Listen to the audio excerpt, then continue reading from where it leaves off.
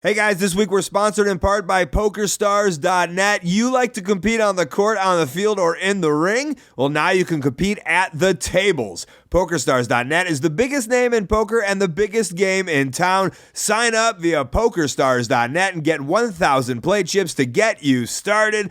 Go get started! But for now, enjoy the show. This is the Art of Wrestling with professional wrestler Colt Cabana. All right, how you guys doing? Come on in. Let's get this started. You're about to listen to the Art of Wrestling, a professional wrestling podcast. It's a life podcast. It's a personal journal. It's an entry way into the minds and souls, the hearts and lives of the people involved in the world of professional wrestling. I am your host. My name is Colt Cabana. I'm a traveler. I'm a charmer. I'm a charming traveler. Most importantly, though, I am a professional wrestler. And I am sitting here live in the studio apartment in Chicago, Illinois. Before I go any further, this is a fan-supported and listener-supported podcast supported by people just like you. Give it to you free of charge every single Thursday. ColtCabana.com, iTunes, SoundCloud, wherever you get your podcasts from. A couple great ways that you can support. Rate, review, and subscribe on iTunes. Tell a friend via social media, Twitter, Instagram, Vine, however. Or if you got a couple of bucks in your pocket, ColtMerch.com, DigitalColt.com, t-shirts, buttons, pictures, posters, DVDs, digital downloads. Still waiting for those keychains to come from Mexico. Never trust those Mexican wrestling middleman shops. They should be here this week, and I'll be sending those out. New t-shirts are up. WrestleRoos are now available up there too. Whole bunch of fun stuff for you to support and rep independent artists. ColtMerch.com, DigitalColt.com. You know, last week I was in LA and Joey came on for the beginning. I thought it was fun. Fun week for Joey. I hope that lasts forever. I hope his dick gets as popular and famous as humanly possible. Can't really talk about the project that we were doing. I don't know if it'll come to fruition or anything will happen, but that's kind of that's a point in my career where cool things happen. You do it, and hopefully more things happen from that. That's kind of vague. Sorry to say that. I think I signed an NDA, so I really can't talk about anything anyways. It's also got to be living in the moment. So those were 4 fun days of shooting a thing.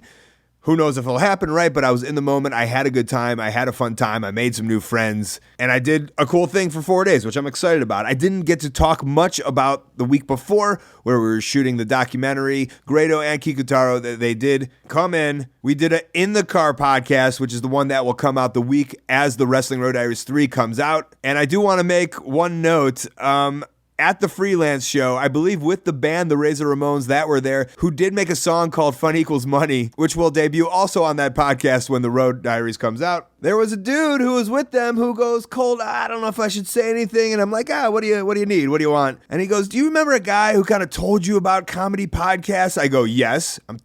You're talking about the referee, David, and he wearing a referee's shirt and saying, my name is David. And there it was, magic was made. And I don't think I give this guy enough love because, I want to say it was after an Observer interview I did where I was talking about my love of comedy, where I was name-checking a bunch of the comedians I liked at the time and still do like. And David reached out to me and was like, if you like comedy, you're going to love these free podcasts that are on. And it was Comedy Deathray at the time, Comedy Bang Bang after that. And that was the first podcast that I ever listened to. And I couldn't believe I was getting so much free content by amazing stars, long form too. It wasn't just like a 10-minute thing on TV or a 5-minute thing. It was like an hour. And then I wanted more. I wanted to hear more. I was like, who else is on these podcasts thing? And then you start reaching, you start dipping, you start diving in, and you look for guests, different guests on the list. Who's having the good guests? Who has people that I like? And then all of a sudden you start to like hosts. And now all of a sudden I'm liking different people in different podcasts. And that did all stem from David reaching out to me one day and saying, you should check this thing out on iTunes. It's free.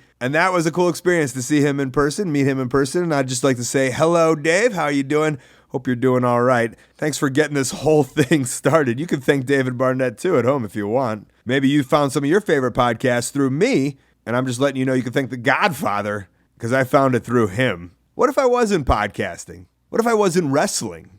What if I graduated from Western Michigan University with a degree in business, and I went to work for Walgreens like my mother wanted me to? It's safe. It's right by the house. Get good longevity. You could start from the bottom and work your way up the corporate system. And by 30, 40, 50 years old, you'll be retired with a pension. Or what if I was a teacher? I went to National Louis University in 2003, almost about to sign up for courses to become a teacher. I had a degree in marketing, and all I needed was a year more of credits while wrestling to go to National Louis and get a teaching degree. And that way, I'd have a degree, I could be a teacher and wrestle on the side, and I could put 25 years in the job. I could be 45, 50 years old, I could retire, then I'd have the rest of my life to do whatever I wanted to do. What if that was my path? Well, I only bring that up because Abyss is on the show today, and we get into that a lot. We get into the idea of not jumping into your path or what ifs. It's super interesting, and it made me think a lot afterwards because he was all in, and I don't want to get too much into it, but he was all in a different world, and the wrestling world just called it. And then all of a sudden we drop the nicer and the better things in lives, and we double down, and we become artists. We become starving artists, and we drive forward to a passion of ours. Who knew if it was going to work? I'd say who knew if it was going to work, but I believe if you're one of those people who really drops it all, how can it not work? Because I don't think there's enough people in this world doing that. And obviously, if you put it all in, you're going to jump in front of those people. I remember at FCW, they brought in this counselor. This is Florida Championship Wrestling when I was in the developmental team with the WWE. They brought in a counselor, and they were all like, you got to know what you're going to do after this. What are you going to do after this? And I remember all these people talking about all the other stuff that they can do. And me and Tyson Kidd both sat there, and we were laughing.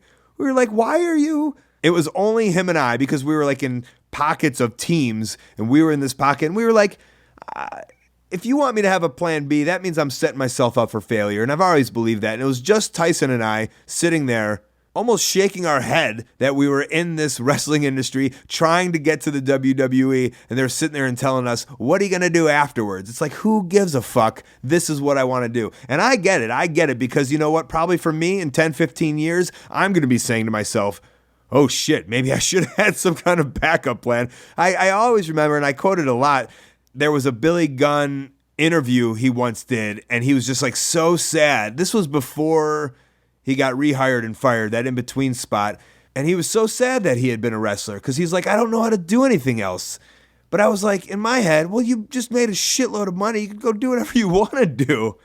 Some of us aren't going to make the money. Some of us have kind of made the money. And it's such a weird place, especially wrestling, because it's a small circle. And if you're not accepted in by a group, then who's going to pay you to do a job that you love so you can carry on and provide for your family or future or whatnot? And those are the types of things you got to think about when jumping into this, when jumping into anything. And those are the type of things that Abyss and I talk about. We did record this a little bit after he did the Jim Ross interview, so I held on to it for a couple of weeks because that made some noise. And we do talk a little bit about that, but not the things that he talked about in the interview he did with Jim Ross, because I think he did an interview with Jim Ross. And as always, with my podcast, just two people sitting down, having a conversation for a couple of minutes, and then putting it on audio for you. We do have a Song of the Week, and the Song of the Week is brought to you by Harry's. Now, last week, I told you I was doing that LA thing, had to shave off the beard. It was very sad. Thank God Harry's had sent me that travel kit. I used their shave cream, their razors, even the travel bag made me look great.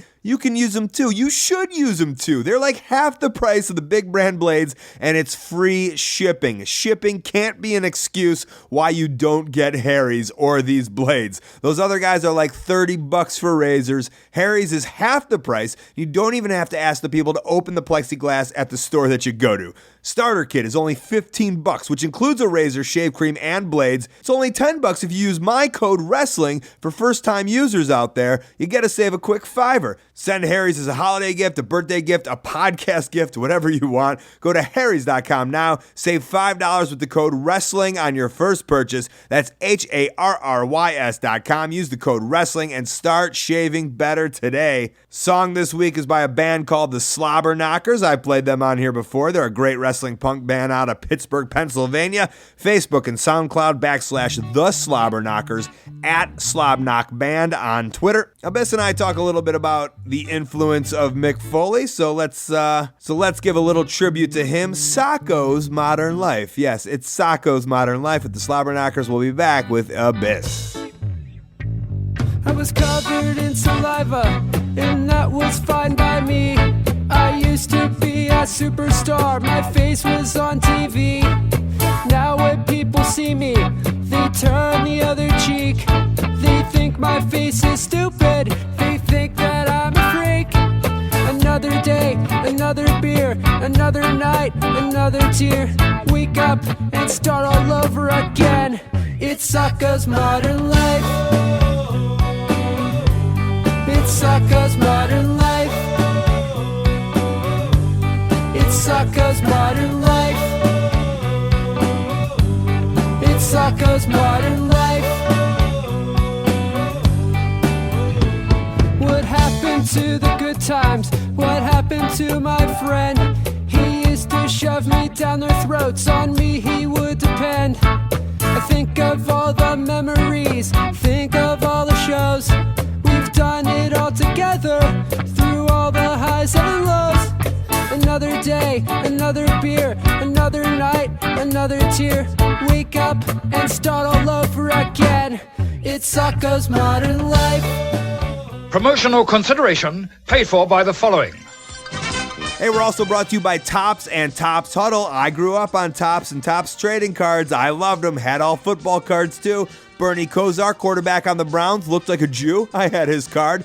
NWO Bernie Kosar, who of course was Vinny Testaverde on the Buccaneers, had his also. Now Topps has brought the world of trading cards to digital. Topps Huddle features officially licensed NFL digital cards. Fans can collect cards of their favorite players from their favorite teams. Watch your collection grow by opening packs and making trades with other users. The Topps app is where you get it all, and it does so much more. You can play cards and earn points in real time. Also, daily fantasy-style games based on how players perform on game day. Over 300 million Topps digital packs have been opened since 2012. For football and especially fantasy football fans, this app is a must-have. Download it for free in the App Store or Google Play and get 10 free packs today. Again, that's Topps in the App Store or check them out at Topps.com. When I got that green microphone cover, I thought it was kind of silly, but I love it. I think people could appreciate a nice mic cover. Old school. Yeah. Old school.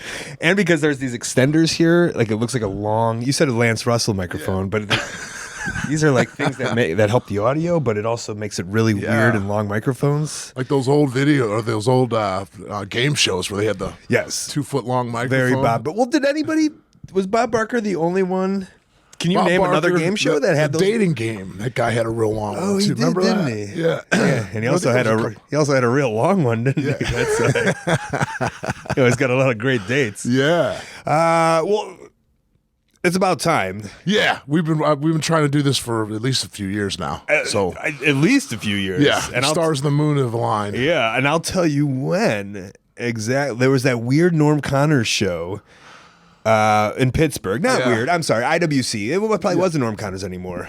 But it might not have been. I forget when I think Chuck had taken over. And now somebody else had taken over from him. Yeah, I actually met those guys a few weeks ago when TNA was in West Virginia. The guys that have taken it over now. Oh, really? Yeah. Good guys. Seem like good guys. Yeah, it's like an institution in Pittsburgh, though. It's kind of cool. Yeah, it is, man. Their fan base is great. Yeah. They have a lot of loyal fans. And for me, it's fun for when the shows blend together and we've both been on so many fucking...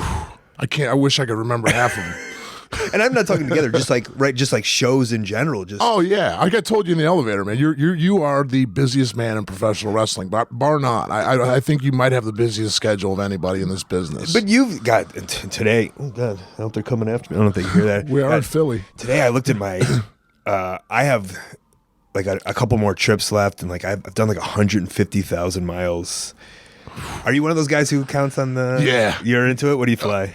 Delta. You're a Delta, man. Yeah, and I love those miles, man. I bank them and save them away, and the vacation for me and the wife, right. Once a year, one big blowout vacation with a first-class ticket. Attaboy. Okay, so, yeah, so let's not. We won't talk about Undertaker and WWE. Yeah, right? yeah, I covered that. That thing came out, huh? Yeah, I was kind of wondering, obviously, for those of you who don't, go listen to you on Jim Ross's podcast. But for those who do, what are your when you see that becomes a big headline? Do you get a little? For me, sometimes I'm I get a little nervous, even if it's has nothing. It has nothing to do with anything. Yeah, yeah.